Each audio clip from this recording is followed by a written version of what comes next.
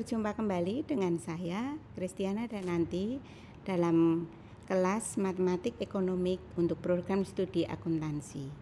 Pada kesempatan kali ini kita akan belajar untuk penerapan fungsi nonlinier bagian kedua. Adapun pokok bahasan yang akan kita pelajari pada kesempatan ini adalah fungsi utilitas, kemudian fungsi produksi, kurva transformasi produk, serta model distribusi pendapatan Pareto. Bagian pertama, fungsi utilitas.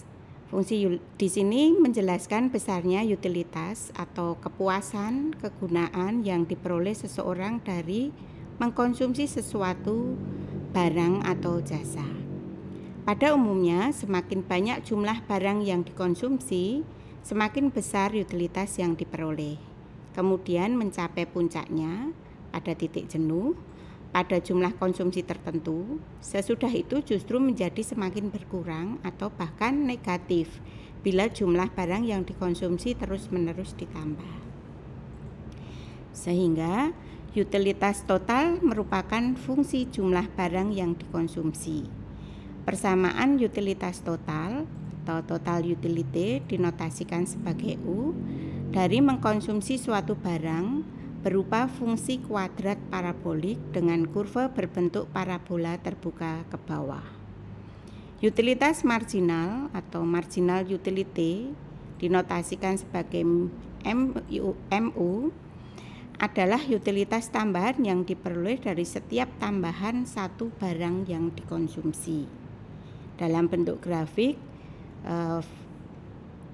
fungsi nonlinier untuk utilitas ditampilkan pada gambar seperti ini. Jadi, pertama-tama ketika konsumsi itu ditambah, jumlahnya akan meningkatkan utilitas. Pada titik jenuh, di sini titik puncak, itu ketika ditambah Q, maka utilitas justru akan menurun. Sedangkan utilitas marginal itu digambarkan sebagai garis linier yang mengarah seperti ini. Utility total merupakan fungsi dari Q atau kuantitas, sedangkan utilitas marginal merupakan delta U dibagi delta Q. Selisih utilitas dibagi dengan selisih kuantitas.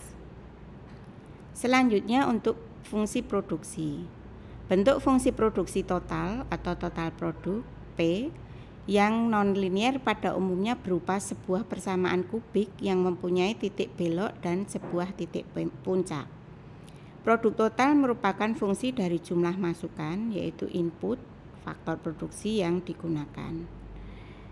Produk rata-rata atau average produk AP ialah jumlah keluaran atau jumlah produk yang dihasilkan dari setiap unit masukan yang digunakan.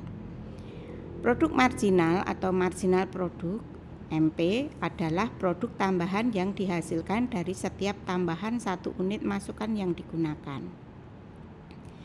Jika satu masukan variabel katakan X, sementara masukan-masukan yang lain merupakan tetap atau konstan, maka fungsi produksinya dapat dinyatakan dengan notasi P adalah fungsi dari X.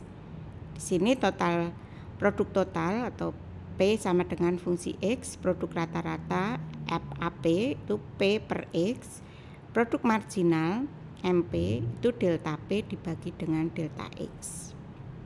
Digambarkan dalam sebuah grafik. Ini fungsi P ini ya, fungsi P adalah fungsi X digambarkan pada grafik yang merah ini. Sedangkan rata-rata itu yang grafik warna hitam ini, kemudian untuk MP ini grafik warna biru. Bentuknya seperti ini. Contoh dalam angka untuk penerapan fungsi nonlinier.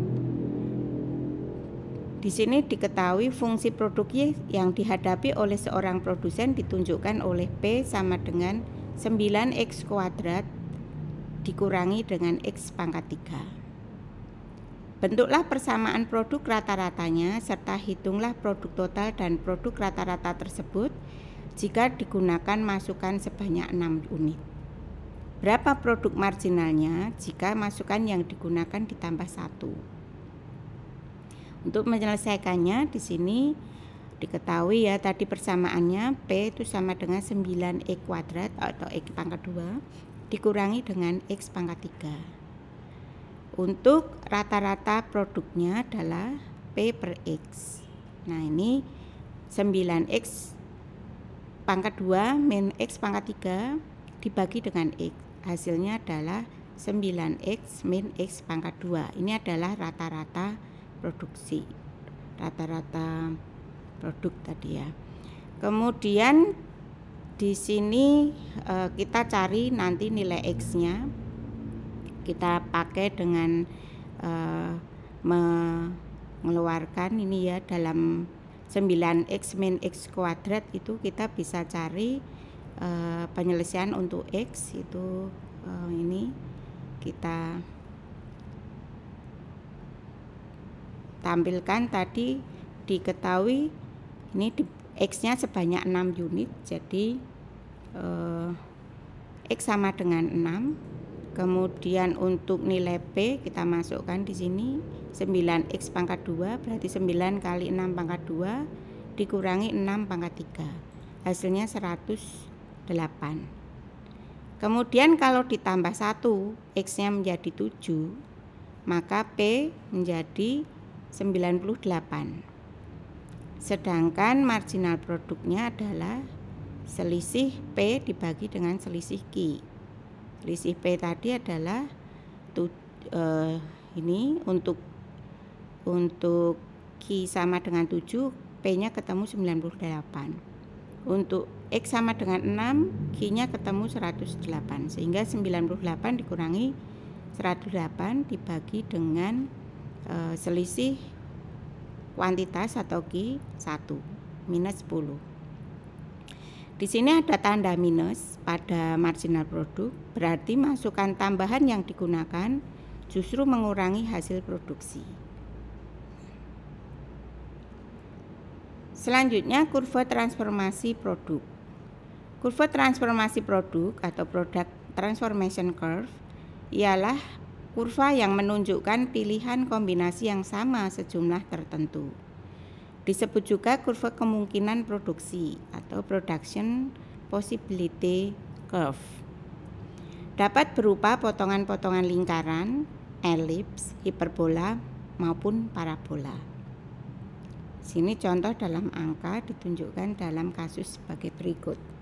Sebuah pabrik yang menggunakan bahan baku kulit menghasilkan sepatu dan tas. Kurva transformasi produk yang dihadapi ditunjukkan oleh persamaan 4S pangkat 2 ditambah 6,25 T pangkat 2 sama dengan 40.000. S ini sepatu, T ini adalah tas. Berapa pasang sepatu dapat dibuat jika pabrik ini memproduksi 60 buah tas? Jumlah sepatu terbanyak yang dapat dibuat jika pabrik tidak memproduksi tas itu T sama dengan 0. Jadi tas tidak dibuat sama sekali berarti T sama dengan 0. Jumlah sepatu terbanyak yang dapat dibuat jika pabrik tidak memproduksi tas itu T sama dengan 0 adalah 100. Jumlah tas terbanyak yang dapat dibuat jika pabrik tidak memproduksi sepatu S itu berarti sama dengan 0, maka tas ini S sama dengan 0, 6,25 T pangkat 2 sama dengan 40, T itu sama dengan 64. Ini harusnya T ya bukan S ya. Jadi untuk T ini akar dari 6400 berarti T-nya adalah 80. Itu kalau produksinya seluruhnya digunakan untuk tas. Nah tadi persoalannya adalah bagaimana kalau perusahaan ini memproduksi tas itu sebanyak 60? Berapa sepatu yang harus dibuat? Nah, di sini persamaan tadi kita buat dalam bentuk 4S pangkat 2 sama dengan 40.000 dikurangi 6,25 T pangkat 2. Nah, jika T-nya tadi diketahui 60, maka 4S pangkat 2 adalah 17.500. Sehingga S pangkat 2 itu adalah 4.375. S adalah 66,14. Nah, ini kita bulatkan menjadi 66. Sehingga jumlah sepatu yang harus dibuat ketika perusahaan memproduksi 60 tas dengan sumber daya 40 bahan baku tadi, sepatu sebanyak 66 pasang. Selanjutnya model distribusi pendapatan Pareto. Menurut Vilfredo Pareto, jumlah penduduk suatu populasi, katakan A, yang berpendapatan melebihi X adalah N sama dengan A per X pangkat B. B merupakan suatu parameter pada umumnya berkisar 1,5 atau 1,5, kecuali ditetapkan lain. Model distribusi pendapatan versi Pareto mencerminkan sebuah hiperbola sama sisi untuk rentang antara 0 sampai dengan A dan 0 untuk N, kemudian untuk X 0 sampai dengan pendapatan maksimum dalam populasi. Jika digambarkan dalam sebuah grafik, pendapatan transformasi Pareto itu akan membentuk seperti grafik berikut ini. Ini jumlah penduduk berpendapatan melebihi X, kemudian ini pendapatan dalam US. Di sini A tadi adalah populasi total, B parameter populasi, X batas pendapatan tertentu, N adalah bagian dari populasi yang berpendapatan melebihi X. Nah, ini membentuk sebuah garis yang ini mendekati sumbu Y tapi tidak pernah memotong sumbu Y dan mendekati sumbu X tetapi tidak pernah memotong sumbu X. Contoh dalam angka, di sini hitunglah berapa dari 8 juta orang penduduk sebuah kota berpendapatan melebihi 7 juta rupiah. Berapa orang yang berpendapatan antara 4.900.000 sampai dengan 6.300.000 rupiah. Terus yang berlaku 1 US dollar adalah 14.000 rupiah. Nah, maka kita bisa menghitung 7 juta ini ke dalam bentuk dolar, yaitu 500 dolar Amerika. Kemudian N sama dengan A per B X pangkat B. Nah, di sini jumlah penduduk adalah 8 juta. Dibagi dengan X, ini pangkat 1,5 atau 1,5. X-nya adalah 500, pangkat 1,5. Hasilnya adalah 715,54. Dibulatkan menjadi 716 orang atau penduduk. Selanjutnya, ketika X itu adalah 4.900.000, maka sama dengan 350 dolar. Nah, ini jumlah penduduknya yang berpendapatan berkisar 4.900.000, hasilnya ketemu 1.221,77 atau dibulatkan menjadi 122 orang. 1.220 orang.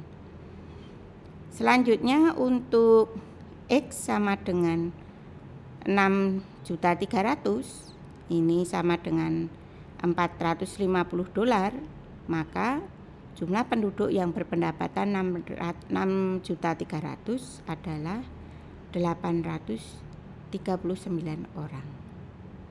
Jadi Kesimpulannya, terdapat 716 orang yang berpendapatan melebihi 7 juta. Sedangkan penduduk yang berpendapatan antara 4.900.000 sampai dengan 6.300.000 adalah 1.222 orang dikurangi dengan 839 orang adalah 389 orang. Demikian yang bisa saya sampaikan. Semoga bermanfaat. Terima kasih.